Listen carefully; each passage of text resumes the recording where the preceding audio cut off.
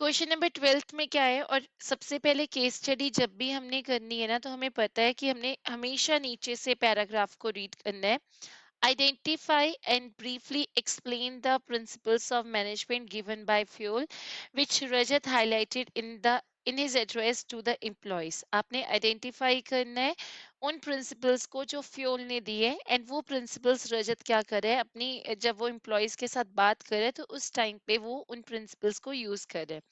Okay, what is written in the case study? Rajat joined as the CEO of the Bharat Limited, a firm manufacturing computer hardware. On the first day, उसने अपने employees को address किया. He said that he believed that a good company should have a employee suggestion system. देखो, जब भी हम बात करते हैं employee suggestion system की, तो जहाँ पे भी हम employees के suggestions लेते हैं, तो फ्योल ने उसका आंसर क्या बोला है हमेशा? initiative. जहां पे भी एम्प्लॉयज के सजेशन की बात होगी वहां पे आंसर हमेशा क्या होगा? इनिशिएटिव का होगा, अगर फ्यूल का प्रिंसिपल पूछा है. तो आप अपनी कॉपीज में साथ साथ नोट कर लो कि एम्प्लॉय सजेशन कौन सा फ्यूल का प्रिंसिपल होगा? इनिशिएटिव. सजेशंस ऑफ एम्प्लॉयज की बात जिस प्रिंसिपल में कर रहा होगा वो पर्सन, तो वहां पे हमेशा आपका आंसर क्या आएगा? That is a initiative. Okay, he wish to minimize the employ turnover. जो एम्प्लॉय टर्नओवर की बात होती है, ये होता है कि जब आपकी कंपनी से एम्प्लॉयज छोड़ के जा रहे होते हैं तो आप उसे मिनिमाइज कर रहे हो. तो यहाँ पे मिनिमाइजिंग या फिर एम्प्लॉय टर्नओवर की बात हो रही होगी, तो उसका मतलब स्टेबिलिटी ऑफ पर्सोनल, इस प्रिंसिपल को फॉलो किया जा रहा है या वॉयलेट किया जा रहा है. जैसे अगर तुम्हें लिखा आ गया employ turnover is very high, अगर एम्प्लॉयज की टर्नओवर बहुत ज्यादा है, मतलब कि एम्प्लॉयज बार बार कंपनी छोड़ के जा ही जा रहे हैं, तो वहां पे तुम्हारा कौन सा प्रिंसिपल आ जाएगा? That is stability of personnel. And अगर ये बेसिकली मिनिमाइज कर रहा है एम्प्लॉय टर्नओवर को, तो ये फॉलो कर रहा है principle of the stability of personnel. He inform that, next line क्या लिखी है? He inform that he informed all the employees that he would ensure that all the agreement are clear, fair, and there is a judicious application of penalties. Agreement clear होना चाहिए, fair होना चाहिए, और judicious application of penalties, ये principle आपको नजर आता है डिसिप्लिन के अंदर. डिसिप्लिन में क्या होता है? जो भी एग्रीमेंट होता है ऑर्गेनाइजेशन का, कितने बजे किसी एम्प्लॉय ने आना है, क्या पेनाल्टीज लगेगी. ये नहीं कोई एम्प्लॉय 7 बजे आ रहा है, कोई एम्प्लॉय 10 बजे आ रहा है, 7 बजे आने वाले को 7:05 पे आता है, वो लेट आता, उसको डांट पड़नी शुरू हो जाती है. 10 वाला 10 बजे आता है, उसको कुछ नहीं कह रहे आप. या तो आप क्लियर कर दो कि उसका टाइमिंग ही यही है, या फिर आप क्लियरली बताओ कि हर एम्प्लॉय ने कितने कितने बजे रिपोर्ट करना है, ताकि दूसरे एम्प्लॉयज फ्रस्ट्रेटेड फील ना करे. तो यहाँ पे कौन सा प्रिंसिपल आता है आपका? डिसिप्लिन का. And he said that he believed that lazy persona should be dealt with sternly to send a message that everyone is equal in the eyes of the management. हर कोई मैनेजमेंट की eyes में equal है. ये principal हमेशा show करता है कि there is a equity. Equity का प्रिंसिपल शो होता है अगर सारे एम्प्लॉयज क्या है? इक्वल है. Also, he would also want to promote a team spirit, वो team spirit of unity and harmony among all the employees आ रही है. तो जहां पे भी वर्ड टीम स्पिरिट होगा वहां पे होगा स्पिरिट कॉप्स. एंड उसके बाद यहाँ पे ये लिखा हुआ है spirit of mutual trust and belongingness, and there will be minimum need for using the penalties. ये भी स्पिरिट कॉप्स की लाइन है. एक ऐसा प्रिंसिपल, नॉर्मली बच्चे क्या करते हैं पेनाल्टीज वर्ड से ये सोचते हैं कि ये डिसिप्लिन है. देखो, जुडिशियस एप्लीकेशन ऑफ पेनाल्टीज, सही ढंग से आप पेनाल्टीज को यूज करो, this is the principle of discipline. But minimizing following this principle, अगर आप इस प्रिंसिपल को फॉलो करोगे तो there will be less need of using the penalties, क्योंकि आप टीम में काम कर रहे हो, आप दूसरे के लॉस को कवर अप कर रहे हो. तो आज आपने उसको बचाया, कल वो आपको बचाएगा पेनाल्टी से. तो there will be minimum use of penalties, that is the principle of esprit de corps. He said, told all the present that interest of organization, company का interest should take priority over the interest of any one individual employee. Company का फायदा, company के objectives as compared to others employees objective ज्यादा important है, ज्यादा priority पे है. This is the answer of subordination of individual interest to general interest. तो note down कर लो, अगर एम्प्लॉय के सजेशन की बात हो रही होती है तो इनिशिएटिव का प्रिंसिपल है। अगर minimizing the need of employ turnover है या एम्प्लॉय टर्नओवर की बात हो रही है, स्टेबिलिटी ऑफ पर्सोनल है, he ensure that all the agreement are fair या honoring the commitment वर्ड आ जाए तो यहाँ पे आपका आंसर होता है डिसिप्लिन का। और उसके बाद अगर मैं ये बोलूं कि all are equal in the eyes of management, this is the principle of equity. Team spirit होना, minimising the need of using the penalties, तो यहाँ पे आंसर आपका आएगा स्पिरिट कॉर्प्स। और उसके बाद interest of organization should take priority over the interest of any one individual employ, this is the principle of the subordination of individual interest to general interest। Foundation ने कौन से principles यहाँ पे Henry fuel के adopt किए हुए हैं? तो क्वेश्चन में लिखा क्या हुआ है, अपार foundation is basically an NGO working to improve the lives of children with the medical needs and homeless and victims of the natural disaster. Apart from the donation in cash, they collect the dry ration and clothes and shoes, toys, books, and medicines from the donors. At Apar Foundation office in Bhopal, the material collected is segregated. यहाँ से आएगा। At Apar Foundation office in Bhopal, जो material collect किया जाता था उसे सेग्रेट किया जाता था, क्लासिफाई किया जाता था and put in the shelves and boxes that are labelled systematically. और अगर हम बात करते हैं सेग्रेट करके प्रॉपरली शेल्फ्स पे रखा जाना और उसे लेबल करना systematically so that it becomes easy to find out the things because right things are at a right place.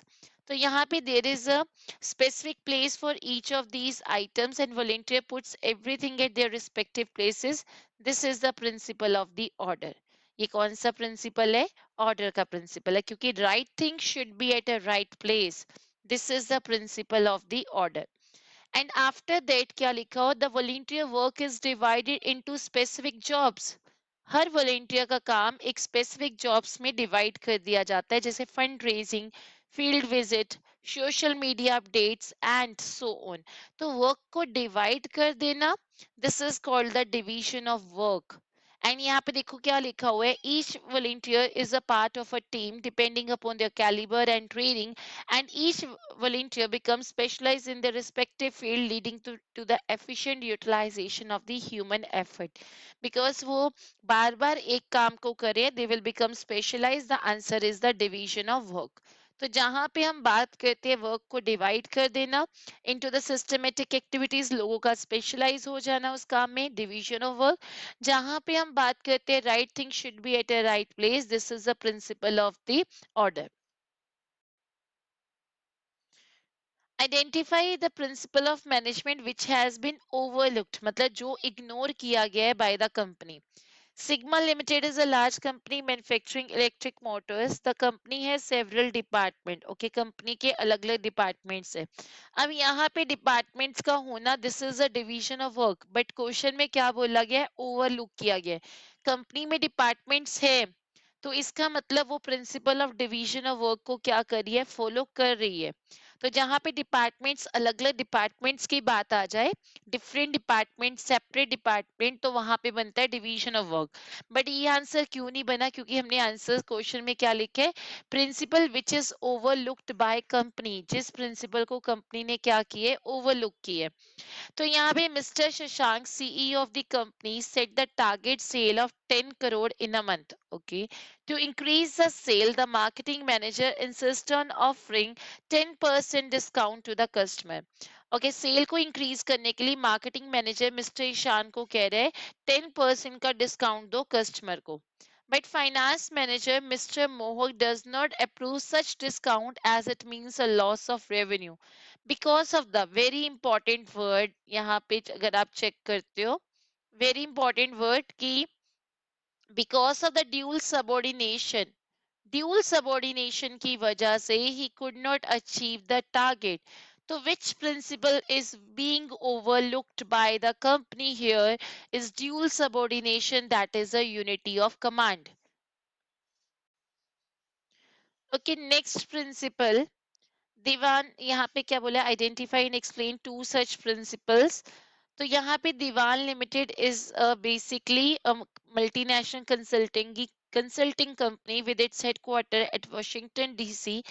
ये हायर करते हैं young people from the different countries of the world. It is a company which people dream to work because of its work environment, pay and growth prospectus. The company has a culture of open communication. Company में open communication है. People of various nationalities work together in a discrimination free environment. Different nationalities के लोग काम करते हैं और वहां पे उनके साथ कोई discrimination नहीं होती है. तो मतलब each and every person is equal. Yes, the answer is equity. The answer is equity because different nationalities के लोग क्या कर रहे हैं, काम कर रहे हैं. Okay, next. एक सेकेंड बेटा.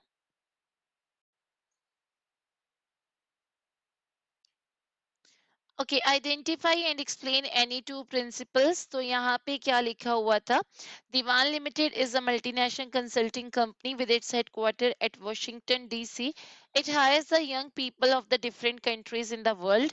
और यहाँ पे क्या था आपको? People of various nationalities work together in a discrimination free environment. Different nationalities के लोग डिस्क्रिमिनेशन फ्री एनवायरनमेंट में क्या करते हैं, काम करते हैं.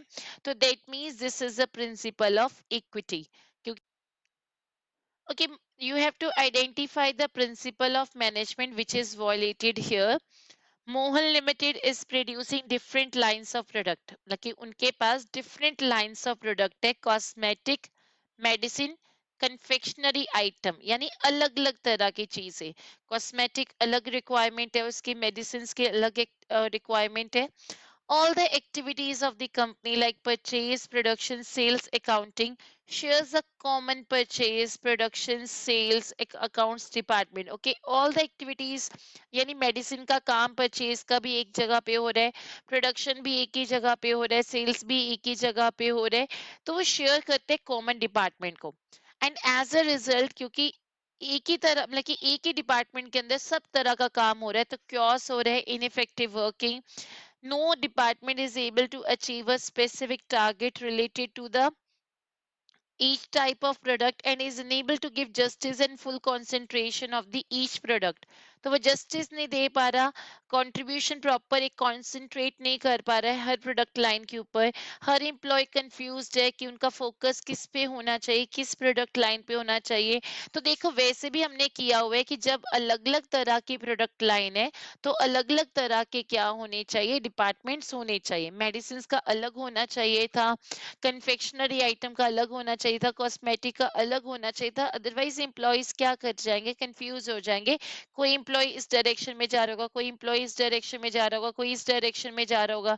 तो we are not able to achieve the goals of organisation. तो this principle is basically the unity of direction. Unity of direction ये कहते हैं कि डिफरेंट प्रोडक्ट्स के लिए डिफरेंट लाइंस होनी चाहिए सो दैट इट बिकम्स इजी कि हम उनके ऊपर क्या कर सके, फोकस कर सके प्रॉपर ढंग से एक ही फंक्शन के ऊपर.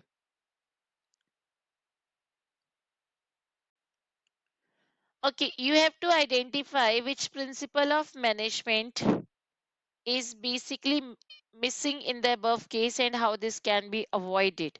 In an organization, a salesperson को बोला गया कि उसने एक डील को करना है. It is asked to clinch a deal with the buyer and is allowed to give 10% discount by the marketing manager. तो marketing manager उसको 10% discount देने की बात कर रहा है. और उसके अलावा अगर हम बात करते हैं, फाइनेंस डिपार्टमेंट उसे बोल रहा है not to offer more than 5% discount. Now that sale manager will get confused कि वो किसके ऑर्डर्स को फॉलो करे, किसके ऑर्डर्स को फॉलो ना करे. तो वहां पे कौन सा प्रिंसिपल वॉयलेट होगा, that is the principle of unity of command. आप इसे कैसे अवॉइड कर सकते हो, bye doing a proper coordination, by bringing a proper coordination between the marketing and finance department. दोनों डिपार्टमेंट मिलके काम करते तो शायद ऐसी प्रॉब्लम अराइज ना होती. तो यहाँ पे मिलके काम करना, यूनिटी ऑफ कमांड को फॉलो करना यहाँ पे जरूरी है because otherwise employ will get confused कि वो किसके ऑर्डर्स को फॉलो करे और किसके ऑर्डर्स को फॉलो ना करे. Okay, next 18th question. Explain the principle of management which is being violated in the above case. In a company management and labour union have entered into an agreement, मतलब दोनों एक agreement में आए, whereby उस agreement के accordingly क्या था, whereby the workers have agreed to put in the extra hours without any additional payment to revive the company out of loss, company losses में, एंड उस लॉसेस से उसे बाहर निकालने के लिए वर्कर्स ने एग्री किया कि वो एक्स्ट्रा आवर्स को काम करेंगे। इन रिटर्न मैनेजमेंट ने भी प्रॉमिस किया कि वो उनके वेजेस को बढ़ा देगी जब मिशन अकम्प्लिश हो जाएगा, यानी वो अपने लॉसेस को कवर कर लेंगे। As per the agreement, workers worked overtime and within 2 months, the company losses were wiped out. Company के losses क्या हो गए? खत्म हो गए. Soon the company entered, started earning huge profit and धीरे धीरे कंपनी ने हाई प्रॉफिट्स को अर्न करना शुरू कर दिया, and all this due to the hard work and commitment of the workers. But the company denied to increase the wages of the workers as per the agreement. Workers और management दोनों ने जो आपस में एग्रीमेंट किया है उसे पूरा करना था। तो यहाँ पे कौन सा प्रिंसिपल आ जाता है, that is a discipline, because उन्होंने अपने जो कमिटमेंट है उसे पूरा नहीं किया। Question number 19, you have to identify which principle of management is has been overlooked by the organization, किसे उन्होंने क्या किया है, overlook किया है।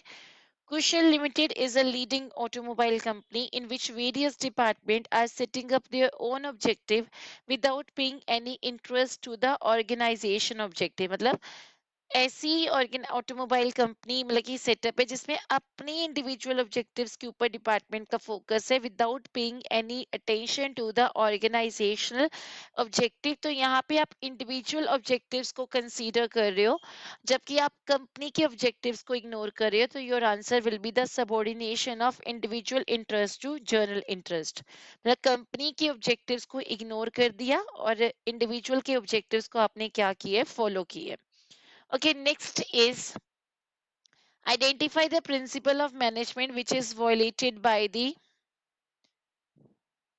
principle of management which is violated by the manager. The manager of an organization knows that only a newly appointed workers belong to the reserved category has always undermined that employees and he always undermines the employees performance. One of the यहाँ पे क्या लिखा है, manager को पता है कि one of the newly appointed workers belong to the reserve category, वो रिजर्व कैटेगरी से क्या करते हैं, बिलोंग करते हैं, और वो हमेशा उसकी परफॉर्मेंस को क्या करते हैं, अंडरमाइन यानी नीचे करते हैं, क्योंकि वो रिजर्व कैटेगरी से बिलोंग करते हैं, उसको इक्विटी नहीं देते, उसके साथ वो डिस्क्रिमिनेशन करते हैं। तो this is the principle of the equity जो वो क्या कर रहे हैं, वॉयलेट कर रहे हैं। तो यहाँ पे जब हम बात करते हैं, जब आपको पता है कि आप एक रिजर्व कैटेगरी के एम्प्लॉयज जो बिलोंग करते हैं उनके साथ डिस्क्रिमिनेशन कर रहे हो, तो उस सिचुएशन में कौन सा प्रिंसिपल वॉयलेट हो रहा है, that is a principle of the equity. Okay, next principle आपको क्या लिखा हुआ है, the manager of an organization knows that one of the कर चुके but still need to repeat it, one of the newly appointed workers belong to reserve category, तो reserve category के employ के साथ आप डिस्क्रिमिनेशन कर रहे हो, the principle of equity. Now the next question, question number 21, Anand was continuously shifted from one job to another in an organization without giving him adequate time to settle down in any department. यहाँ पे क्या होता है, employ को settle down होने की permission नहीं दी जा रही है, उसे एक डिपार्टमेंट से दूसरे डिपार्टमेंट में क्या किया जा रहा है, शिफ्ट किया जा रहा है। तो जहां पे वर्कर्स को बार बार शिफ्टिंग हो रही है, ट्रांसफर हो रहा है, प्रमोशन हो रहा है, मतलब एम्प्लॉयज वहां पे स्टेबल नहीं रह रहे हैं, तो कौन सा प्रिंसिपल यहाँ पे ओवरलुक किया गया, that is the stability of personnel. Stability of personnel principle ये कहते हैं कि वर्कर्स का आपने क्या करना है, एक एडिक्वेट टाइम देना है ताकि वो क्या हो जाए, एक पर्टिकुलर टाइम के एक पर्टिकुलर जॉब के साथ सेटल डाउन हो जाए। अदरवाइज ये क्या होगा, वो बेचारा परचेज का काम सीखेगा, आप उसे प्रोडक्शन में शिफ्ट कर दोगे, अभी वो प्रोडक्शन का काम सीख ही रहा होगा और सीखने के बाद अपना कंट्रीब्यूशन देने के लिए तैयार ही होगा कि कि आप उसे क्या कर दोगे, मार्केटिंग में शिफ्ट कर दोगे। फिर मार्केटिंग में अगर वो बेचारा काम सीख रहा है, आप उसे फाइनेंस में शिफ्ट कर दोगे without giving him adequate time to settle down. आप उसे प्रॉपर टाइम नहीं दे रहे हो कि वो सेटल डाउन हो जाए। तो this is the principle of the stability of personnel. तो यहाँ पे स्टेबिलिटी ऑफ पर्सोनल को क्या किया जा रहा है, वॉयलेट किया जा रहा है। ओके, द नेक्स्ट बेसिकली अगर हम बात करते हैं, the production manager of the Harsh Limited instruct a salesman to go slow. जो बेसिकली प्रोडक्शन मैनेजर कह रहे हैं अपने सेल्समैन को go slow in selling the product, जबकि मार्केटिंग मैनेजर कह रहे हैं फास्ट सेलिंग, जल्दी सामान बेचो। कौन सा प्रिंसिपल यहाँ पे वॉयलेट हो गया? दो बंदे ऑर्डर दे रहे हैं, एक कह रहे हैं स्लो स्लो बेच, एक कह रहे हैं ज्यादा तेज बेच। वो किसके ऑर्डर्स को एम्प्लॉय फॉलो करे? ही गेट कंफ्यूज्ड। तो the answer is basically unity of command, जहां पे आप ड्यूल सबॉर्डिनेशन में आ जाते हो, दो सुपीरियर के अंडर आ जाते हो, दो से ज्यादा के अंडर आ जाते हो। तो this is the principle of the unity of command. Okay, next one is Kanika and Priyanka are typists in a company having the same education qualification. Kanika को 20,000 मिल रहा है, प्रियंका को 15,000, सेम सैलरी में, सेम वर्किंग आवर्स के लिए, same हर चीज, उनकी qualification same, उनका काम सेम, घंटे सेम, फिर भी अलग अलग salary, because they are not following the principle of equity. And Rishabh a manager very often speaks to people at all the levels, मतलब कि अक्सर ना वो सारे लेवल्स के साथ बात करता रहता है, हर डिपार्टमेंट में इंस्ट्रक्शन पास करता रहता है, हर डिपार्टमेंट के साथ बात करता रहता है, दूसरे डिपार्टमेंट में इंस्ट्रक्शन पास करता रहता है। वो एक चेन को प्रॉपर फॉलो नहीं कर रहा है, क्योंकि स्केलर चेन कहता है कि जब भी हम किसी के साथ बात करेंगे तो हमने अपने इमीडिएट सुपीरियर के साथ बात करनी है, हम हर लेवल के साथ बात नहीं कर सकते। अगर ए ने बात करनी है बी से, तो वो अपने सिर्फ इधर वाले बॉस से बात करेगा, फिर ये इससे बात करेगा, ये इससे बात करेगा, ये इससे बात करेगा। एंड इस तरीके से हम क्या करेंगे, उसके जो मैसेजेस है उसको ट्रांसफर करेंगे, अदरवाइज उसे अलाउड नहीं है कि वो हर किसी से बात करे। तो this is the basically the principle of the. Okay, the question number 26. Arun is a salesman in a Sunrise Limited. He did an aggressive research on a new cost saving technique and suggested the same. देखो अब यहाँ पे एक employ है, एक salesman है, उसे suggestion दिया। जब भी एम्प्लॉयज के सजेशन की बात आती है तो वहां पे कौन सा प्रिंसिपल है? इनिशिएटिव का। एंड हाउएवर जो सेल मैनेजर है, he did not pay any attention to his suggestion, लेकिन सेल मैनेजर ने उसके किसी भी सजेशन के ऊपर प्रॉपर ढंग से ध्यान नहीं दिया। This is a principle of the initiative. ये इनिशिएटिव का प्रिंसिपल है, जहाँ पे बेसिकली वर्कर्स कुछ आइडिया सोच रहे हैं, बट कंपनी उन आइडियाज को इम्प्लीमेंट करने के लिए इंटरेस्टेड नहीं है। तो जहाँ पे वर्कर के सजेशन की बात आए, अगर उन्हें सुना जा रहा है तो फॉलो किया जा रहा है प्रिंसिपल ऑफ इनिशिएटिव, अगर उन्हें नहीं सुना जा रहा है तो वो वायलेट करे the principle of the initiative. Okay, next question number 27। You have to identify the principle of management not observed। अब यहाँ पे भी not observed, overlooked, violation एक ही मतलब होगा। Fast school industries ask the employee to work overtime in order to meet the growing demand of AC in the summer season. However, employees were not paid overtime wages for the extra hours done by them। As a result employees dissatisfied feel हुए, और इससे उनका relationship मतलब कि क्या हो गया, गलत हो गया, अनहेल्दी रिलेशनशिप। अब यहाँ पे समझो सेम ऐसी केस स्टडी पहले भी आई थी, जहाँ पे था कि वर्कर्स ओवर टाइम काम करते हैं और उनको बीच और मैनेजमेंट उनको सैलरीज देती है या नहीं देती है। The answer was discipline. लेकिन यहाँ पे आंसर क्या है? रेमुनरेशन ऑफ एम्प्लॉय, क्योंकि वो एक एग्रीमेंट में नहीं आए थे कि revive us from the losses, हमें लॉसेस से हटा लो, उसके बाद अगर कभी सिचुएशन ठीक हुई तो वही प्रॉमिस यू कि हम आपको आपके एक्स्ट्रा वेजेस दे देंगे। That is the principle of discipline, जहाँ पे एक एग्रीमेंट किया जाता है, एक कमिटमेंट किया जाता है, एक प्रॉमिस किया जाता है, और उस प्रॉमिस को फॉलो करने पे हम क्या करते हैं, डिसिप्लिन के प्रिंसिपल को फॉलो करते हैं। और अगर हम उसके कमिटमेंट को पूरा नहीं करते तो हम इस प्रिंसिपल को क्या करते हैं, ओवरलुक करते हैं। बट यहाँ पे क्या था, उस कंपनी ने अपने एम्प्लॉयज को कहा कि growing demand of AC in the summer season, आपको एक्स्ट्रा टाइम काम करना है, और अगर एक्स्ट्रा टाइम काम करना है तो ऑब्वियसली एक्स्ट्रा वेजेस मिलेगी। लेकिन कंपनी के एम्प्लॉयज को एक्स्ट्रा वेजेस नहीं पे की गई। तो यहाँ पे एक्स्ट्रा टाइम जो उसने काम किया उसके लिए उसको एक्स्ट्रा वेजेस नहीं पे की गई है, तो this is basically the principle of the remuneration of employee. Remuneration of employee मतलब सैलरीज ऑफ एम्प्लॉयज को सही ढंग से कंसीडर नहीं किया गया।